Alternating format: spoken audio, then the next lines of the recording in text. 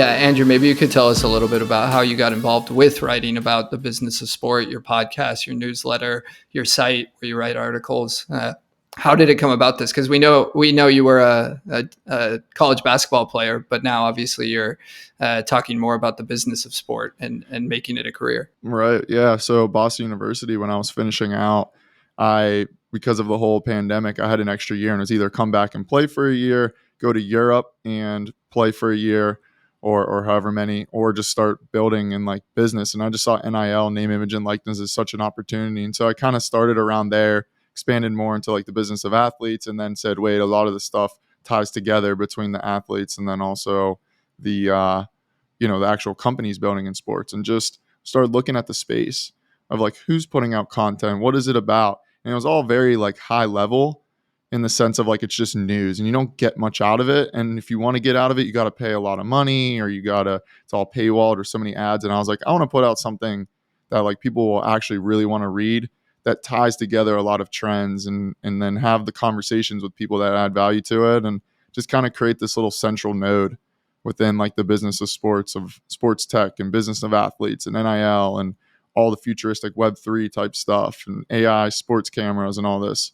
And it's been really cool, and I put myself in a good little center, and then obviously monetize through like consulting. But I have a bunch of other stuff that I'm sure we'll get into that I plan on building out over time.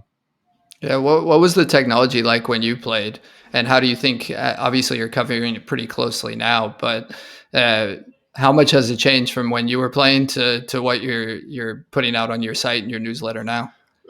It's crazy what 10 years does. I mean, my first highlight tapes, it was like a VHS still. And this is like, 2010s, 11, 12. And then it's like download to a computer and send a CD and all this. And then all of a sudden it was like Twitter and some of the video software. So here in the US, it was more Huddle, but it was just their software, right? So someone's still like filming it. And then I got to college and it a whole nother layer ahead, because being in Boston, we have MIT and Harvard and BU and BC and all these really smart schools with technology. And our weight room, we had like something called like perch. So like all your lifting was recorded, and then we're wearing catapult like around our chest, and then we have wearables on our arms. And I'm going, what the heck is going on? And then you go in our gym. And I was talking about this with Patrik on the podcast last week. I'm pretty sure we had Spiideo maybe or something. I don't know, but it would film like our practice and have all three courts. And I was like, this is wild. And then now being in it and talking to companies like yourself and everyone, it's like in another 5 years, it's going to be insane. And I'm excited as it goes downstream, because my dad, he coaches high school basketball and I helped him out for my first year after college a little bit. And it was just different to see like the kids wearing their whoops, and then how the camera's automatically updated, and it comes along. It's moving quick, which is good. Yeah, I mean, speaking of high school basketball, I don't think it was your last newsletter, but a recent one, you talked about kind of the commercialization of youth sports in the United States. I think you put a figure in there, it'll be worth $77 billion here soon. Have you seen do you think, I guess, first of all, do you think it's a good thing that youth and high school sports are being commercialized, more professionalized, I guess? A lot of schools use our technology as well, to get highlights and to capture the game and things like that. But do you think it's a good thing? And do you think that trend will continue? Yeah, it's definitely continuing, because we're just basically tying everything up. And I was talking about this on the podcast the other day with Blake Lawrence at Open Doors. And I mean, they're trying to build this huge NIL conglomerate. And he said, if you look at sports, basically it kind of firms into one company in most sectors. If you look at like eCommerce, you think of Fanatics. If you look at NIL, he's like, you want to think of Open Doors. If you look at, and then he said like sports video cameras. And I was like, I said Spiideo, Huddle, and Pixelot. And he's like, yeah, but will that consolidate? And it's just interesting to see as it moves downstream. And now we're seeing these, this is my newsletter that once this is released, people will probably have read it, but around accelerators and incubators.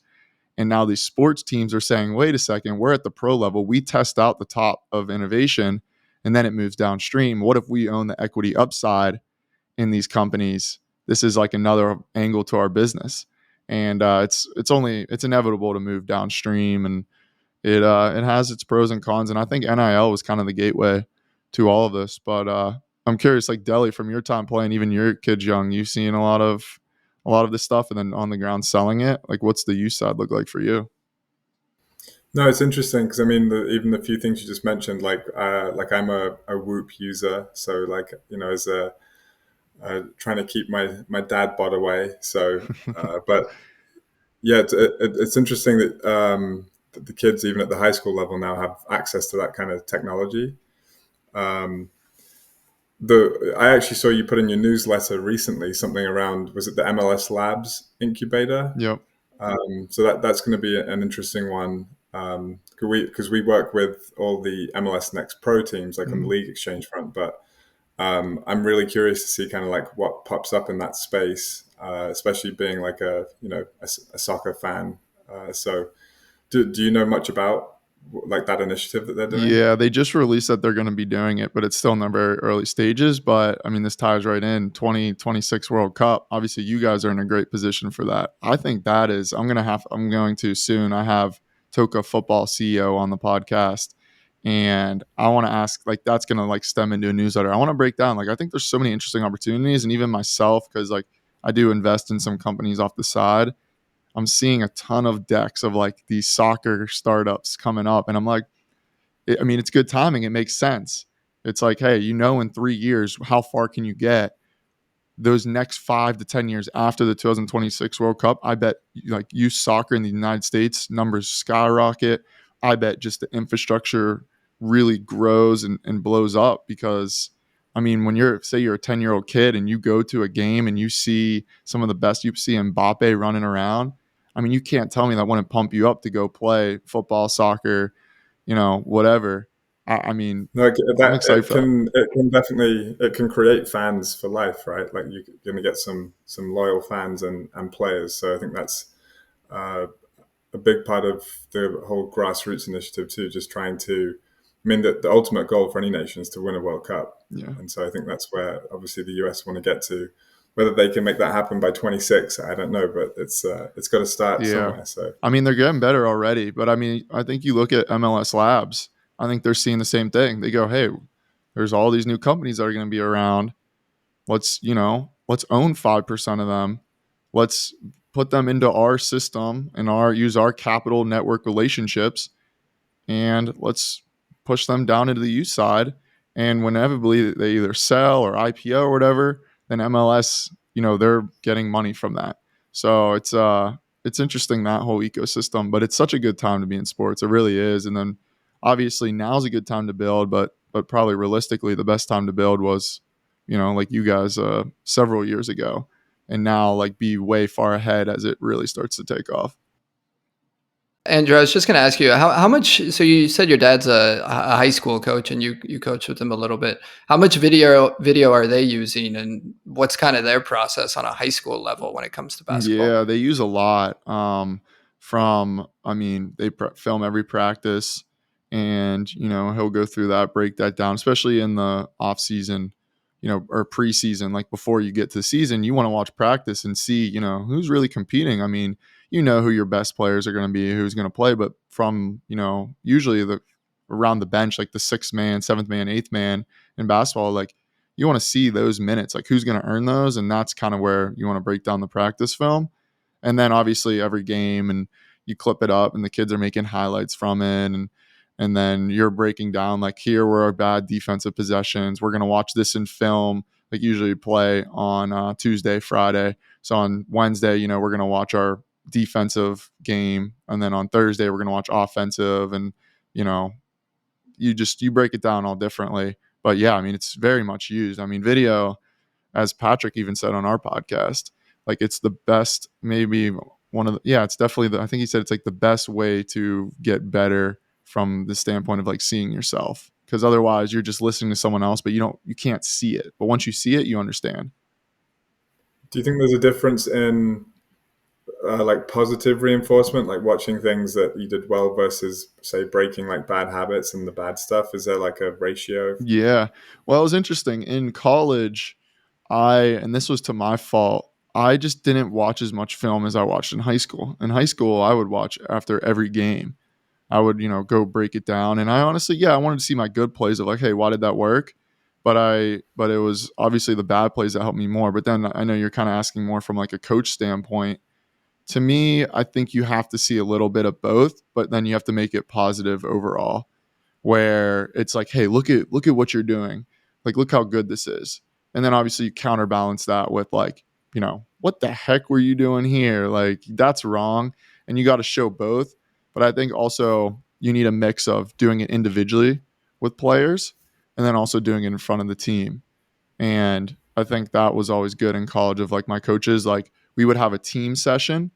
And so, you call out some guys individually or good job on this, but then also we would have with our position coaches, hey, here's, more in depth. Let's break down your whole last game, just me and you. And that was always really helpful because then you see both sides. And my position coach was awesome. And he'd be just pretty blunt with it of like, dude, you sucked yesterday, or usually at least I thought he'd be like, hey man, you played a great game. This is why. This is what you need to improve on. The candid feedback, when it's done in a safe place and it's like because the person cares, is really valuable. So yeah, and I think doing it in the individual setting is better. I think the team setting, like, I don't know, you just are around your peers, you're going to feel more called out in the individual. So I would say, yeah, but you need a mix of positive and, a little, I don't know if you want to call it negative, but more just like, hey, this is what you did wrong. I definitely was yelled at a couple times at halftime in front of the whole team, and it's not a nice feeling.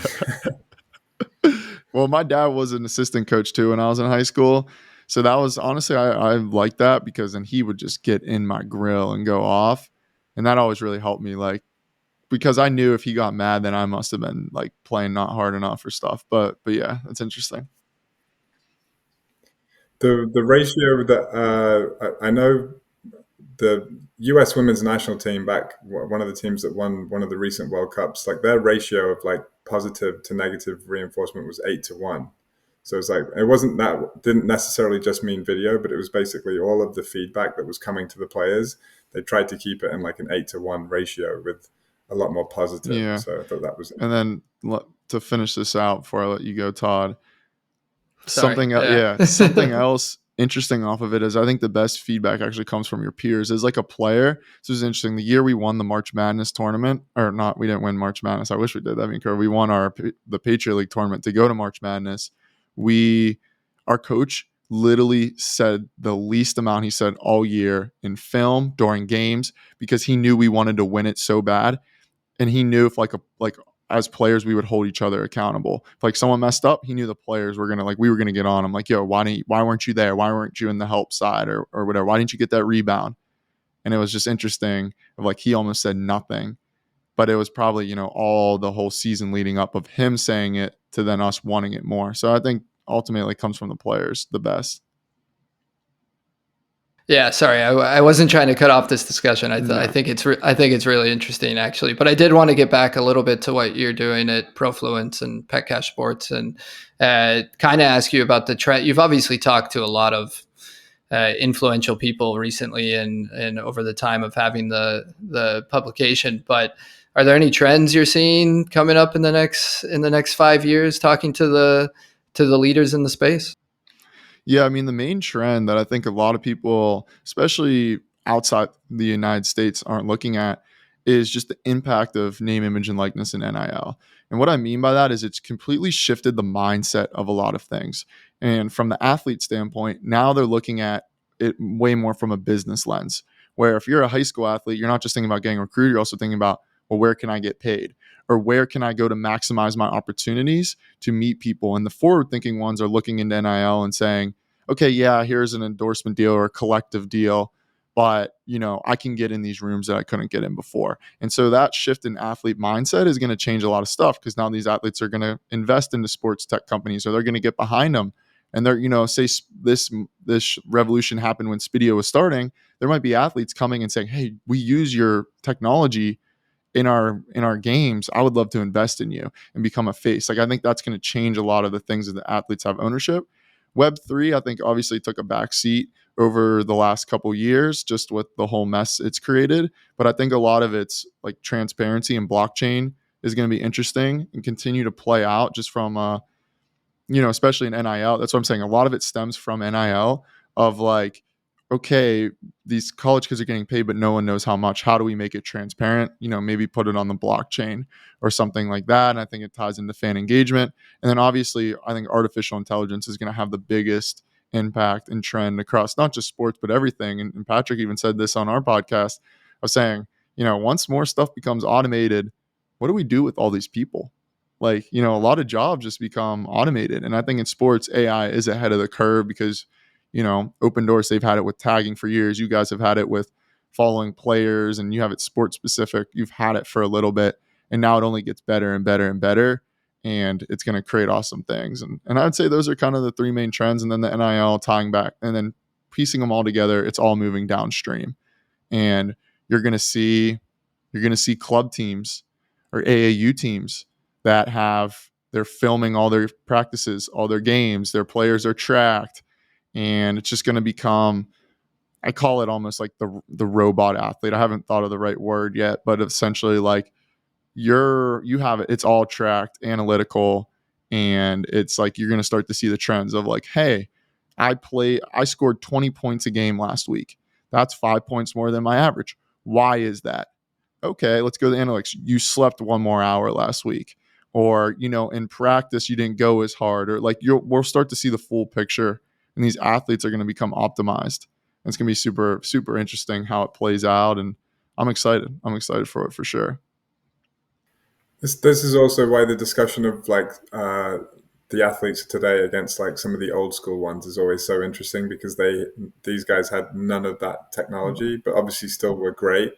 But it's always it's like seeing like Rocky against like the Rocky of today kind of thing is always an interesting one to go back and look at. And athletes are more like receptive to it, right? Before they would have been like, why are you giving me compression pants with sensors on it? Like, this is dumb. But now they're going, okay, this is cool. Let's see how this can help me. And then also, if they're influential enough, how can I get involved? Can we do an NIL deal? Can I become an owner in it? Can I invest in your company? Let me help you spread this to more teams or more players. And I think that mindset shift is going to really accelerate sports innovation, because ultimately everything comes down to the players. If there's no players, if there's no athletes, there's no sports. And so as they change, it changes everything else. Cool. Well, thanks for taking the time to join us, Andrew. Where can people find you? At Andrew Petcash on all the socials, and then profluence.com. But Todd, Deli, appreciate you guys having me on. Obviously love what you guys are doing at Spiideo, and excited to see how this podcast evolves for you guys as well, and where Spiideo is going to be by the time the World Cup hits in 2026. Cool. Thanks, Andrew. Thanks, Andrew. Thanks, guys.